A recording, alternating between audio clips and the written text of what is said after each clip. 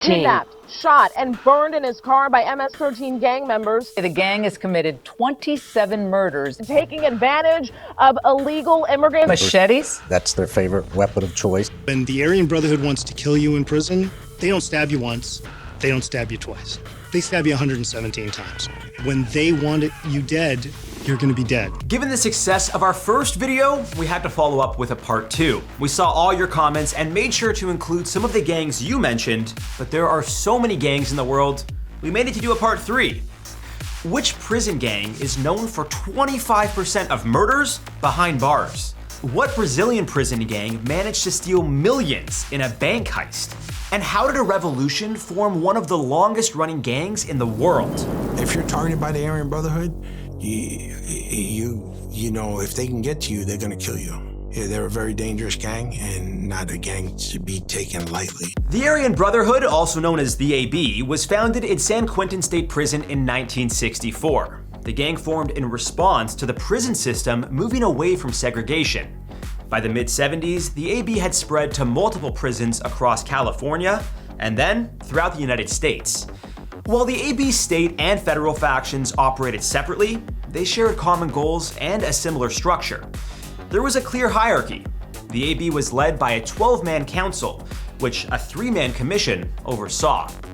Barry the Baron Mills and TD the Hulk Bingham were 2 of those commissioners, notoriously known as the founding members of the Aryan Brotherhood Federation. I think TD Bingham and Barry Mills had sort of worldwide domination aspirations. They wanted to grow this gang into something the likes of which had never been seen before. Though they make up only 1% of the country's prison population, reports suggest they're responsible for up to 25% of murders behind bars. Yikes. If recruited by the gang, initiation is no easy task. Aligning with their motto, blood in, blood out, those who join usually need to kill a rival gang member or attack a corrections officer. And once you're in, it's nearly impossible to get out. They're very selective on who actually gets to get into the gang, which allows them to stay very, very small, very, very tight, very, very secretive. Most members can be identified by their tattoos. They usually have a 3-leaf shamrock with the letters SS or a swastika that might have 666 written inside. Their rivals are anybody that interferes with the rackets that they're controlling. With members both inside and outside of prison, the gang is involved in drug trafficking, prostitution, extortion, and murder for hire. And their ways of communicating with the outside world are quite impressive. And you would write the message and urine on a legal paper, it would dry and you couldn't see it. But when the party who received it got it, they would take an iron or just a torch and heat it, and the wording would come out. Working alongside other gangs such as the Nazi lowriders, the Mexican Mafia, and the Hells Angels, the Brotherhood has continued to expand its reach and influence.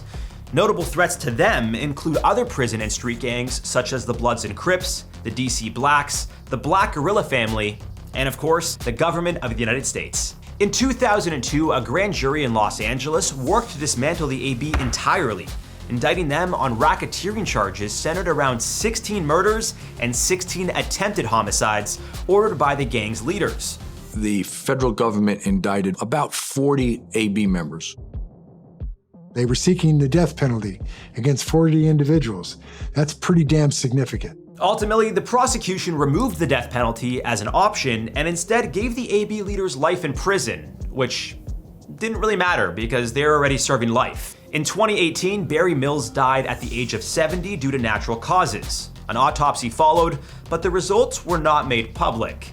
TD Bingham is still locked up at ADX Florence, a supermax prison in Colorado. For right now, I think the feds are pretty confident they've got him locked down to the point where he can't interact with people. And if that's not true, they probably won't realize it until it's too late. With a stronghold on prisons across the country and members working the streets, the FBI is continuing to do its best to crack down on the Aryan Brotherhood. But for the feds, there's a much bigger and more dangerous gang on their radar.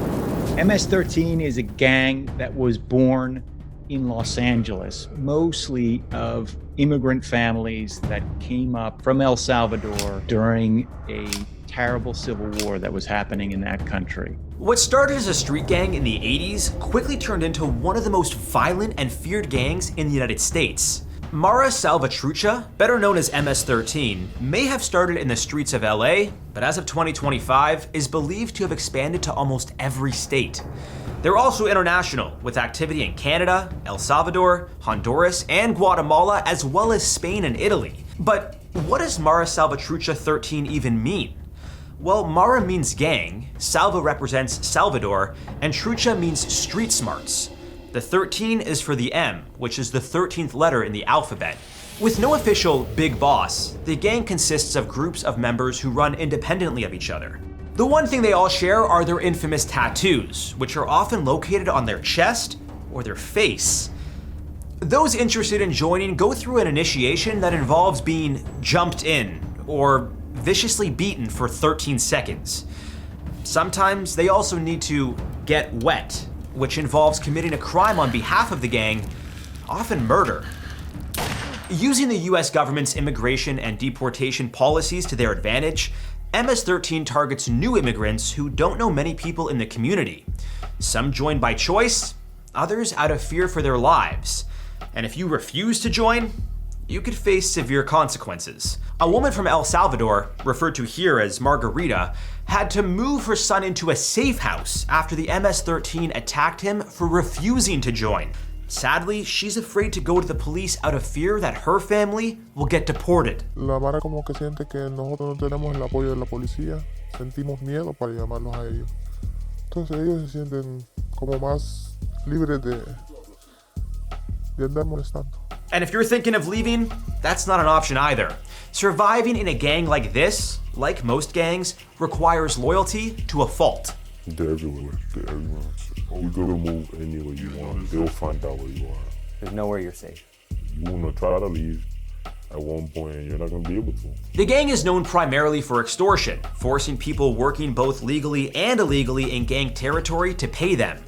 Those who refuse are often subjected to violent retaliation. MS-13 is also involved in human trafficking, weapons, and drugs, but mostly as a result of working alongside other gangs, including those linked to Mexican cartels. The gang's biggest rival would be the government, both in the US and El Salvador. In the US, those affiliated with MS-13 risk being deported back to El Salvador. In El Salvador, they can be killed or sent to the hellish mega prison, CICOT. In fact, the vast majority of El Salvador's gangs have ended up there. We did a whole episode about it, and let's just say the living conditions there are pretty brutal. Once the police find out where I live at, they're gonna come and snatch me, and they're gonna kill me. My friend got sent back 6 months ago, they killed him already. Barrio 18 is another rival gang of MS-13, and maybe we'll touch on them if we do a part 3. As of 2025, it's believed there are over 70,000 members in the Northern Triangle, referring to Honduras, El Salvador, and Guatemala. The US-based statistic varies, but it's been around 10,000 members for years. With the current administration heavily cracking down on alleged affiliates, the number may drop significantly. In March of 2025, ICE, working alongside the FBI, arrested 27-year-old David Alejandro Oriana Eliman, who was a prominent leader within MS-13. But it seems the gang is too big to dismantle completely. Our next gang started as a revolution, but has since evolved into an international threat. How does the Triads work? I mean, we hear that term all the time, but like... Triads a different breed. How so? Very organized. Known for money laundering, drug trafficking, and gambling, the Triads are arguably some of the oldest gangs on our list. They started as a single secret Chinese society called Triad, dating back to the 1800s, possibly even earlier, formed to overthrow the leaders within the Qing dynasty, which ruled China from 1644 to 1912. Operating out of Hong Kong, Macau, Taiwan, and various Chinatowns internationally from Canada to Italy, the Triads are very sophisticated organized crime groups. The two most notorious syndicates are the 14K and the Sun Yuan. Without one true leader, the Triads have different groups and leadership structures. Often, each group has one boss. You obey your main boss. There's only one main boss for the whole group, so you must obey him. And never against each other. And never steal money from each other. And never lie to each other. And never take girl each other. Respect and honor are pillars of being a part of the Triads. And those who disobey the rules can face severe consequences like being crippled or even killed. Since their inception, Triad gangs have maintained a mentality that no one should be trusted, including other Triad syndicates and government figures. And if a deal goes south, you can expect some serious heat. With a focus on nationalism, the Triads and the Chinese Communist Party appeared to have common interests. This led to the two working together to help the transition of power from the British to the Chinese in Hong Kong in the 90s. Similar to Japan's Yakuza, the Triads have an initiation ceremony. It involves sacrificing a chicken or a pig at an altar dedicated to Quan Yu, a revered Chinese general from the Eastern Han Dynasty. The inductee then drinks the blood of the animal mixed with wine, passes under an archway of swords, and recites the Triads' 36 oaths. Before we move on to one of the most infamous gangs of all time, let me give you an offer you can't refuse. Like and subscribe for more incredible survival stories. The main group, Cosa Nostra, which means our thing, slowly, bit by bit, infiltrating society with extortion, drug and arms trafficking, contract killings, and political bribery. The Sicilian Mafia, also known as Cosa Nostra, may be the most recognizable gang in the world thanks to popular films and TV shows. They never cared about killing innocents, of course. They have massacred children and women and elder people without thinking twice. Dating back to the 1800s, the Mafia was initially created as a form of protection from foreign invaders who would occupy the island of Sicily. Eventually, individual clans would consider themselves small armies, creating a system of justice and retribution. As Italy tried to establish its government in Sicily, it relied upon the Mafia to keep things in check. They didn't expect the Mafia to become the powerhouse it has become today, with divisions, or families, as they're often called, expanding worldwide. From government corruption to extortion, and even being mediators between other criminals, the Mafia's history is intertwined with organized crime and violence. First, the bombing of anti-mafia judge Giovanni Falcone, his wife and 3 bodyguards. The crater left by the bomb on the Palermo Airport Road was 100 meters in diameter. When Benito Mussolini came into power, he cracked down on the Sicilian Mafia, fearing they would threaten his vision. But the Sicilian Mafia was just getting started. Post-World War II was when it started to flourish, controlling the majority of construction in Sicily and, eventually, getting into the international drug trafficking world. Although many people assume the Sicilian and American mafias are the same, they're very different. Do the American mob guys have to kick up to the Italians or no? Absolutely not. No. Hell no. Is it the same families or? I mean, you could have them out there, but no, they have nothing to do with that. That's totally different. We don't give them no money. So as popular as The Godfather, Casino, Goodfellas, and The Sopranos are, they depict the life of the American mob, not to be confused with the Sicilian Mafia. For the Sicilian Mafia, loyalty to the family, in this case the Mafia, is how to survive. Those within it live by the code of silence that is omerta.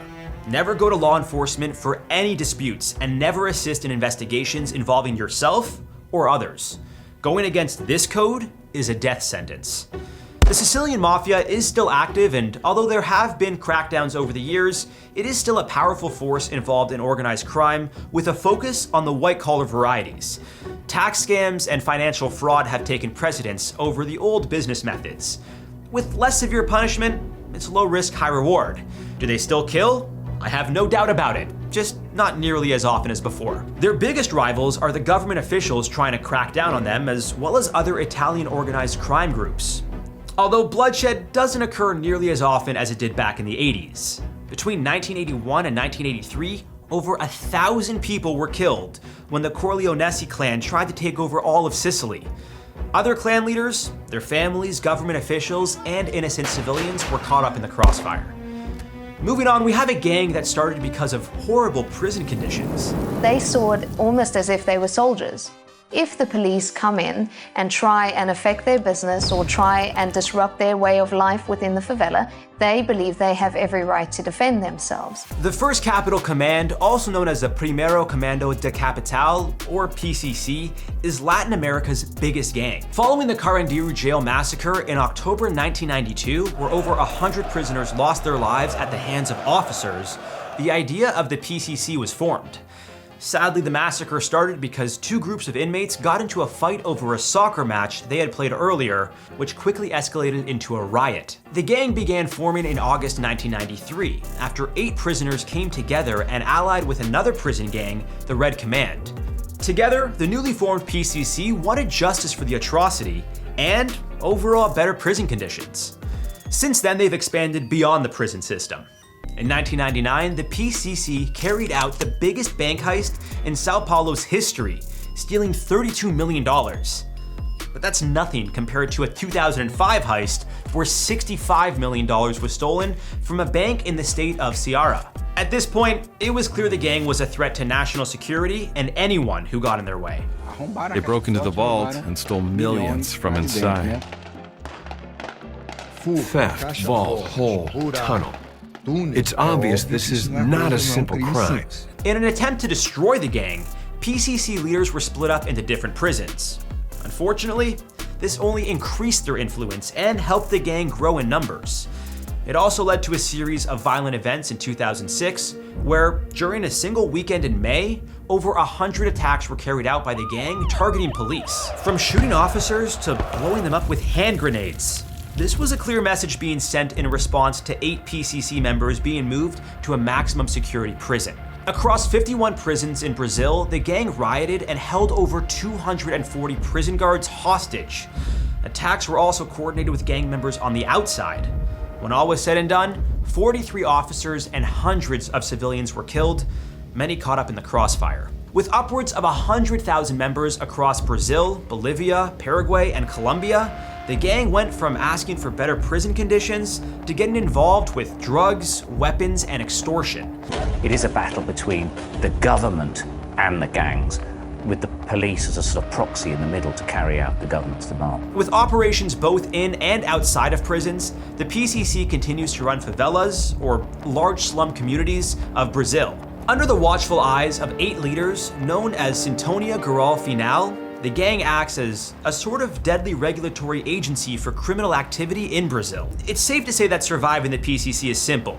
Play by the rules and you'll do just fine. Members need to pay the gang monthly fees, but can earn their own money however they want, as long as it doesn't interfere with the gang's business. Well, if this video doesn't make you fearful of criminal gangs all over the world, maybe you should watch part 1. One thing is for sure, I'm happy just living below in my bunker. But if you really want a part 3, let us know which gangs we need to cover in the comments below. We'll see you next time on How to Survive.